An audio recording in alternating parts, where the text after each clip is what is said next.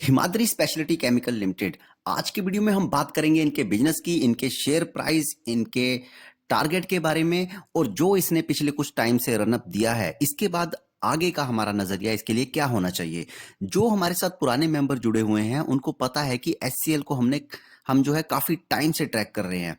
जब लगभग 60 के आसपास ये ट्रेड कर रहा था तब से हमने इसको उठाना शुरू किया था। उससे पहले अगर आप हमारे साथ ट्विटर पे नहीं जुड़े हुए हैं तो डिस्क्रिप्शन में आपको लिंक मिल जाएगा, वहां से आप हमारे साथ इंस्टाग्राम और ट्विटर हैंडल दोनों को फॉलो कर सकते हैं। तो चलिए आज समझते हैं एचसीएल के बिजनेस के बारे में।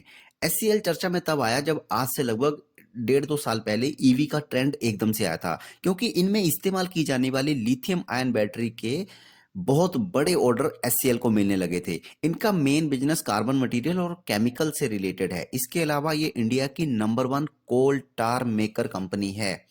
लिथियम आयन बैटरीज इनको ये डायरेक्टली बनाती नहीं है, लेकिन इसमें इस्तेमाल होने वाले मेन पार्ट ब्लैक कार्बन उसको एचसीएल बना रही है। इंडिया में इनके 8 प्लांट हैं और एक प्लांट चाइना में भी है, जिनमें की सबसे ज्यादा प्रोडक्शन ब्लैक कार्बन का ही होता है।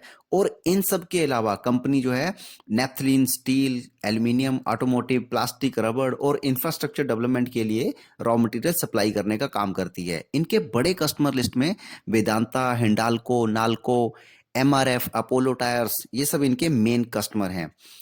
इससे पहले काफी देर तक स्टॉक प्राइस में कोई हमें रनअप देखने को नहीं मिला था, क्योंकि कंपनी का जो रोस है, जो आरओई है, वो कंपनी मेंटेन नहीं कर पा रही थी और इनके ऑपरेटिंग प्रॉफिट मार्जिन भी बहुत ही कम थे।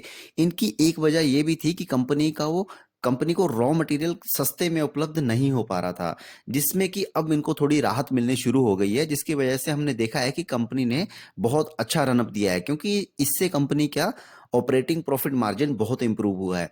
इसके अलावा आने वाले टाइम में इन्होंने बैटरी रिसाइकलिंग को भी अपने प्लान में शामिल किया है। अब चलते हैं स्क्रीनर पे और देखते हैं कि वहां इनका क्या डाटा हमारे पास अवेलेबल है। कंपनी का मार्केट कैप है 11,100 करोड़ और जो करंट मार्केट प्राइस है वो चल रहा है 253 रुपए पे।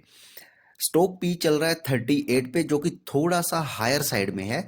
रोस है कंपनी का 12.7%, आरओई है 11.8%। चार्ट पैटर्न तो हम सभी इसका पिछले एक मंथ से देख ही रहे हैं, ब्लू स्काई जोन में है, मतलब अपने ऑल टाइम हाई पे ट्रेड कर रहा है। इस बार के क्वार्टरली रिजल्ट थोड़े से डाउन देखने को मिले हैं, लेकिन फिर भी उसका इम्पैक्ट जो है वो शेयर प्राइस पे देखने को बिल्कुल भी नहीं मिला। और ऑपरेटिंग प्रॉफिट मार्जिन, जैसा कि हमने पहले भी वीडियो में बताया कि वो इम्प्रूव हो रहे हैं, तो यहाँ हम देख सकते हैं कि 14% पे इस क्वार्टर में हमें देखने को मिले। साल दर साल कंपनी की सेल्स लगातार बढ़ रही है और पिछले साल की 4100 करोड़ की रही है और नेट प्रॉफिट जिसमें से 280 करोड़ का रहा है। कंपाउंडेड सेल्स ग्रोथ पिछले 3 सालों की 32% पे है। बैलेंस शीट में देखते हैं कि कंपनी के पास 2100 करोड़ का रिजर्व पड़ा हुआ और बोरोइंग से उसके अगेंस्ट में 842 करोड़ की है। शेयर होल्डिंग पैटर्न में 45% होल्डिंग जो है वो प्रमोटर्स के पास है और एफआईआईज अपनी होल्डिंग लगातार बढ़ाते हुए 2.96% पे आ गए हैं और 50% से ज्यादा की होल्डिंग जो है वो पब्लिक के पास है। तो अब सबसे मेन पार्ट की कंपनी में यहां से फ्रेश बाय या सेल या होल्ड क्या किया जाए। तो इसमें अगर आपके पास प्रीवियस बाय है तो आप इसे आगे कंटिन्यू होल्ड कर सकते हैं, लेकिन इस वीडियो का पर्पस कोई इन्वेस्टमेंट एडवाइस नहीं है। ये बस एक तरीका बता रहे हैं कि किसी भी अच्छे स्टॉक को लॉन्ग टर्म होल्ड करने से ही आप उसमें से मल्टी बैगर रिटर्न ले सकते हैं। तो दोस्तों ये थी आज की वीडियो एचएससीएल के ऊपर। आज की वीडियो में बस इतना ही। उम्मीद करते हैं कि वीडियो आपको पसंद आई होगी और आपको थोड़ी बहुत नॉलेज मिली होगी इनके बिजनेस को समझने में। तो वीडियो की करते हैं समाप्ति। पढ़ते रहिए, सीखते रहिए। Take care, happy investing.